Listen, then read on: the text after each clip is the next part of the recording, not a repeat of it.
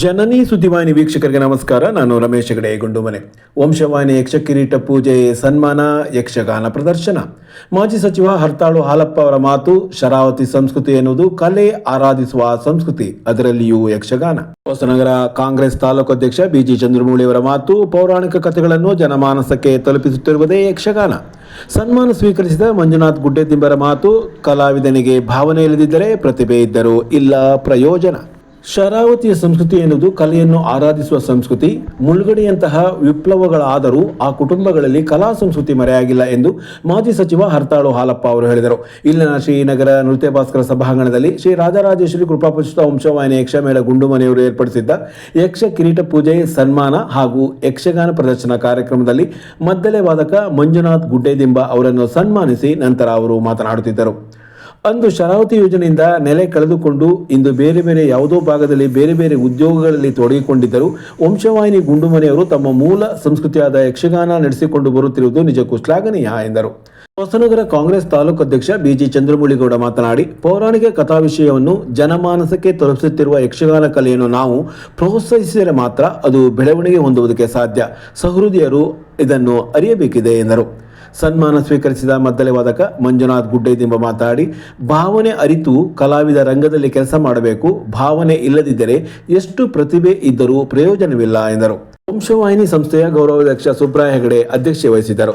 ರಾಜ್ಯೋತ್ಸವ ಪ್ರಶಸ್ತಿ ಪುರಸ್ಕೃತ doctor H S. Mohan, Bengaluru Srinidhi groups of hotel ಮಾಲೀಕ ವೆಂಕಟೇಶ್ ಹೆಗಡೆ ಕೊಪ್ಪರಿಗೆ, ಮಾರುತಿಪುರ ಗ್ರಾಮ ಪಂಚಾಯತ್ ಮಾಜಿ ಉಪಾಧ್ಯಕ್ಷ ಶಂಕರ್ ಶೆಟ್ಟಿ, ಕಲಾವಿದರಾದ ಕೋಟಾ ಶಿವಾನಂದ್, ರಮೇಶ್ ಹೆಗಡೆ ಗುಂಡುಮನೆ, ಸುಜನ್ ಗಣೇಶ್ ಮತ್ತಿತರರು ಹಾಜರಿದ್ದರು.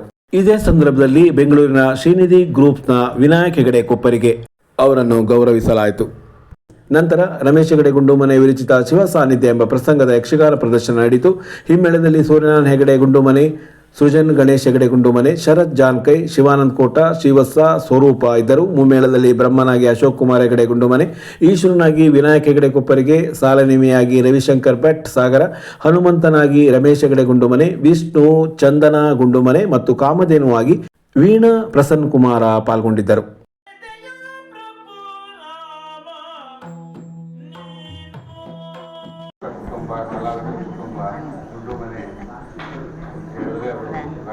ಮುಳುಗಡೆ ತಾಯಿ ಹೇಳ್ತಿದ್ರು, ತಂದೆ ಹೇಳ್ತಿದ್ರು, ನಾವಲ್ಲೇ ಮಿನಿಸ್ಟರ್ನವರು ಹೊಸ್ಕೊಬ್ರು ಆ ಕಾಲದಿಂದ ಈಗಲೂ ಕೂಡ ನಮ್ಮ ಸೃಜನ್ ಅವರ ಪತಿಗಳನ್ನು ಕೇಳ್ತಾ ಹೋದ್ರೆ ನಾವು ಬೆಂಗಳೂರು ಮುಟ್ಟಿದ್ದೇ ಗೊತ್ತಾಗಲ್ಲ. ನಮ್ಮ ಕುಟುಂಬದಿಂದ ಇವತ್ತು ಒಳ್ಳೆಯ ಕಾರ್ಯಕ್ರಮ ನಡೆದಿದೆ. ಎಲ್ಲರೂ ಶುಭಾಶಯಗಳು ಮಾಡ್ತಾರೆ. ಪ್ರತಿ ವರ್ಷದಂತೆ ಈ ವರ್ಷವೂ ಏನು ಕಿರೀಟ ಪೂಜೆ ಇದೆ. ನಾನು ಪ್ರತಿ ವರ್ಷವೂ ಹೆಚ್ಚು ಕಮ್ಮಿ ಇತ್ತೀಚಿನ ದಿನಗಳಲ್ಲಿ ಎಲ್ಲ ಕಿರೀಟ ಪೂಜಾ ಕಾರ್ಯಕ್ರಮಕ್ಕೂ ಭಾಗವಹಿಸಿದ್ದೆ. ತುಂಬ ಸಂತೋಷ. ನಾನು ಒಬ್ಬ ಯಕ್ಷಗಾನದ ಬಗ್ಗೆ ಅಭಿಮಾನಿ ಇರುವನು. ಆ ಕಾರಣದಿಂದ ನಾನು ಅದರಲ್ಲೂ ಬಹಳ ಮುಖ್ಯವಾಗಿ ಈ ವಂಶವಾಹಿನಿ ಯಕ್ಷಗಾನದಲ್ಲಿ ನಮ್ಮ ಸುಜನ್ ಹೆಗಡೆಯವರ ಭಾಗವತಿ ಕೇಳಿಕೆ ನಾವು ಒಂದು ಅಲ್ಲಿಂದ ಹೊಸನಗರ ಭಾಗದಿಂದ ನಾವು ಪ್ರತಿ ವರ್ಷನೂ ಬರ್ತೇವೆ. ನಾವು ಇರ್ಬೋದು, ಚೇಟ್ರ ಇರ್ಬೋದು, ನಮ್ಮ ಊರಿನ ಮುಖಂಡರಾದ ವೇದಾಂತ ಗೌಡ ಇರ್ಬೋದು, ಗಣೇಶ್ ಇರ್ಬೋದು, ನಾವು ಪ್ರತಿ ವರ್ಷನೂ ಬಂದು ಅವರ ಸುಜನ್ ಹೆಗಡೆಯವರ ಭಾಗವತಿ ಕೇಳ್ಬೇಕಂತಾನೆ ಬರ್ತೀವಿ. ಅವ್ರ ಯಕ್ಷಗಾನ ಸಾಲಿಗ್ರಾಮ ಯಕ್ಷಗಾನ ಬಂದಾಗ ನಾವು ಆ ಟೈಮಲ್ಲಿ ಸಮಯ ಇಲ್ಲದೆ ಇರ್ಬೋದು, ಆದ್ರೆ ಈ ಸಮಯ ತಗೊಂಡು ಅವ್ರ ಭಾಗವತಿ ಕೇಳಕ್ಕಾಗಿ ಈ ಒಂದು ಕಿರೀಟ ಪೂಜೆ ದಿನ ನಾವು ಬರ್ತಾ ಇದ್ದೀವಿ. ಬಹಳ ಸಂತೋಷ. ಯಾಕಂದ್ರೆ ಇಂಥ ಒಂದು ಪೌರಾಣಿಕ ಕಥೆಯನ್ನ ರಚನೆ ಮಾಡಿ ನಮ್ಮ ರಮೇಶ್ ಹೆಗಡೆ ಅವರು ಅದ್ದೂರಿಯಾದಂತಹ ಒಂದು ಪ್ರಸಂಗ, ಪ್ರತಿ ವರ್ಷನೂ ಹೊಸ ಹೊಸ ಪ್ರಸಂಗ. ಇಷ್ಟು ವರ್ಷ ನೋಡ್ತಿದ್ದಕ್ಕೆ ಈ ಗೋ ರಕ್ಷಣೆ ಬಗ್ಗೆ ಪ್ರಸಂಗ ರಚನೆ ಮಾಡ್ತಿದ್ರು. ಏನೇ ಆಗ್ಲಿ ನಮ್ಮ ರಮೇಶ್ ಹೆಗಡೆ ಸಹಿತ ಇವತ್ತು ಬಹಳ ಅತ್ಯುತ್ತಮವಾಗಿ ಅವ್ರೇನು ಹನುಮನ ಪಾತ್ರದಲ್ಲಿ ಅತ್ಯುತ್ತಮವಾಗಿ ಮೂಡಿ ಬಂತು ಅವರು ನೋಡಿ. ಯಾಕಂದ್ರೆ ಅವರು ಒಬ್ಬ ವರದಿಗಾರರಾಗಿ ಅದನ್ನು ಮಾಡಿಕೊಂಡು ಇಂಥ ಪಾತ್ರವನ್ನು ಮಾಡಿಕೊಂಡು ಸಂಸಾರವನ್ನು ನಡೆಸ್ಕೊಂಡು ಬರ್ತಾ ಇದ್ರು ಅಂದ್ರೆ ಬಹಳ ಹೆಮ್ಮೆ ಪಡುವಂತದ್ದು. ಅಂತ ಒಂದು ಕಾರ್ಯಕ್ರಮವನ್ನ ಪ್ರತಿ ವರ್ಷ ಹಮ್ಮಿಕೊಂಡು ಬರ್ತಿದ್ದಾರೆ. ಇಂಥ ಒಂದು ಏನು ವಂಶವಾಹಿನಿ ಯಕ್ಷ ಮೇಳಕ್ಕೆ ಸದಾ ನಮ್ಮೆಲ್ಲರ ಪ್ರೋತ್ಸಾಹ ಬೇಕಾಗುತ್ತೆ, ಸಹಕಾರ ಬೇಕಾಗುತ್ತೆ. ಹಾಗಾದ್ರೆ ಮಾತ್ರ ಈ ಯಕ್ಷ ಮೇಳ ಉಳಿಯುತ್ತೆ, ಪೌರಾಣಿಕ ಕಥೆನೂ ಉಳಿಯುತ್ತೆ. ನಾವು ಮುಂದಿನ ದಿನಗಳಲ್ಲಿ ಅವ್ರಿಗೆ ಎಲ್ಲ ರೀತಿನೂ ನಾವಿರ್ಬೋದು, ನೀವಿರ್ಬೋದು, ಇನ್ನು ಪ್ರೋತ್ಸಾಹ ಕೊಟ್ಟಾಗ ಮಾತ್ರ ಅವರು ಇನ್ನು ಎತ್ತರಕ್ಕೆ ಬೆಳೆಯುತ್ತೆ. ನಾ ಮಾತಾಡೋ ಜನ ಏನಲ್ಲ, ಅವಕಾಶ ಸಿಕ್ಕಿದ್ರೆ ಒಂಚೂರು ಮೊದಲೇ ಬರ್ತಾವ ಅಷ್ಟೇ. ಇರೋ ದೊಡ್ಡ ಮೊದಲಿಗೆ ಆದ್ರೂ ಏನಲ್ಲ. ಆದರೆ ಈಗ ಸಾಗರ ಸುತ್ತಮುತ್ತಲಿಂದ ಎಲ್ಲ ನನ್ನ ದೊಡ್ಡ ಜನ ಅಂತೇಳಿ ಮಾಡಿದ್ದಾರೆ ಅಷ್ಟು ಬಿಟ್ಟರೆ ಇರೋ ದೊಡ್ಡ ಹೆಸರು ಮಾಡುವ ಮೊದಲಿಗೆ ಆದ್ರೂ ಏನಲ್ಲ. ಮನೇಲಿ ಫುಲ್ಲು ಯಕ್ಷಗಾನದ್ದೇ ವಾತಾವರಣ ಇತ್ತು. ಮತ್ತು ಅಪ್ಪ ಸುವರ್ಣನ ವಿಷಯ ಎಲ್ಲರೂ ಹೇಳಿ ಆಗಿದ್ದವರು. ಅಪ್ಪನ ಒಡನಾಟದಿಂದಲೇ ಅವ್ರ ಜೊತೆಗೆ ಹೋಗ್ತಾ ಅವರೇ ಮೊದಲೇ ಗುರುವಾಗಿ ಹೇಳ್ಕೊಟ್ರು. ಆಮೇಲೆ ನಮ್ಮನೇಲಿ ಸ್ವಲ್ಪ ಎಲ್ಲರೂ ಭಾರಿ ವಿಶ್ವಾಸದಿಂದ ನಿಂತ್ಕೊಳ್ಳೋದ್ರಿಂದ ನಮ್ಮ ಅಣ್ಣ ಆಗಲಿ ಎಲ್ಲೋ ಹೋಗೋದಾಗಲಿ, ಆಟಕ್ಕೆ ಹೋಗೋದಾಗಲಿ ಅವರೇ ಇನ್ನು ಬೈಕಲ್ಲಿ ಕೂತ್ಕೊಳ್ತಿದ್ರು. ಇಲ್ಲ ಒಬ್ಬನೇ ಕಳಿಸೋ ವಿಚಾರವೇ ಇರಲಿಲ್ಲ. ಅಷ್ಟೊಂದು ಅವರು ಭಾಗವತಿಗೆ ಕಲ್ತಿದ್ರು. ಎಷ್ಟೋ ದಿವಸಗಳಲ್ಲಿ ನಾವು ನಮ್ಮ ಕೆಲಸ ಪೂರೈಸಿ ಈಗ ಅದನ್ನೂ ಒಂದು ವಿಚಾರ ಹೇಳಲೇಬೇಕು. ನಮ್ಮ ಸಾಗರ ಸುತ್ತಮುತ್ತ ಭಾಗವತರಾದ ಯಜ್ಜಣ್ಣ ಆಗಲಿ, ಪ್ರಶಾಂತ್ ಆಗಲಿ, ನಮ್ಮ ಕೆಲಸ ಪುರುಷ ಆದ್ಮೇಲೆ ರಾತ್ರಿ ಮನೆಗೆ ಹೋಗಿ 11 ಗಂಟೆ ಮೇಲೆ ನಾವು ಚಡ್ಡೆ ಮೊದಲೇ ತೆಗಿತೀವಿ. ಆದ್ರೂ ಅಕ್ಕಪಕ್ಕದ ಮೇಲೆ ಯಾರು ಗಲಾಟೆ ಆಗ್ತಿರೋ ಮುಂದೆ ಹೇಳ್ತೇವೆ. ಅವ್ರದ್ದು ಸಹಕಾರ ಇರುತ್ತೆ ಇದಕ್ಕೆ ಅಂತೂ ನಡ್ಕೊ ಬಂದ್ವಿ. ಅಷ್ಟಾದ್ಮೇಲೆ ಇನ್ನು ಹೆಂಡತಿ ವಿಷಯ ಅಂತ ಹೇಳೋದೇ ಬೇಡ, ಚೊಡೆಗೆ ಹೇಳಿ ನಾನು ಹೆಂಗೆ ಅಲ್ಲಿಂದ ಬಂದರೂ ಇದಕ್ಕೆ ಪ್ರೋತ್ಸಾಹ ಕೊಟ್ಟು ನಮ್ಮನ್ನ ಈ ಮಟ್ಟಕ್ಕೆ ಬೆಳೆಸಿದ್ದಾರೆ. ಆ ಮೊದಲೇಗಾರಿಕೆ ಹೆಂಗಿರಬೇಕು ಕೇಳಿದ್ರೆ, ಪದ್ಯದ ಭಾವವನ್ನು ಅರಿತು ಮೊದಲೇಗಾರಿಕೆ ಮಾಡೋದು ನಂಗೆ ಭಾರಿ ಪ್ರಭಾವ ಬೀರ್ತಿ. ಈ ಆಕ್ಚುಲಿ ಗಂಟೆ ಮೊದಲೇ ಭಾಷೆ ಕುಣೋದು ಅದಕ್ಕಿಂತಲೂ ಯಾವುದೋ ಒಂದು ಭಾವನಾತ್ಮಕ ಪ್ರಸಂಗಕ್ಕೆ ಮೊದಲೇ ಭಾಷೆ ನಂಗೆ ಭಾರಿ ಖುಷಿ. ಅದನ್ನೇ ನಮ್ಮ ಶ್ರೀವತ್ಸಂಗು ಅದನ್ನೇ ಹೇಳ್ತಾ ಇರ್ತಿದ್ದೆ, ಭಾರಿ ಗಲಾಟೆ ಮಾಡ್ತೀನಿ ಮೊದಲೇಗಾರಿಕೆ ಅಂತ.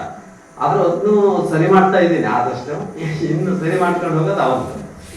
ಅದಕ್ಕೆ ಯಾವುದೇ ಒಂದು ಕಲಾವಿದ ಆ ಭಾವನೆಯನ್ನು ಅರಿತು ಕೆಲಸ ಮಾಡೋದೇ ಒಂದು ಕಲಾವಿದನ ಲಕ್ಷಣ ಅಂತ ನಾನು ತಿಳ್ಕೊಂಡಿದ್ದೀನಿ.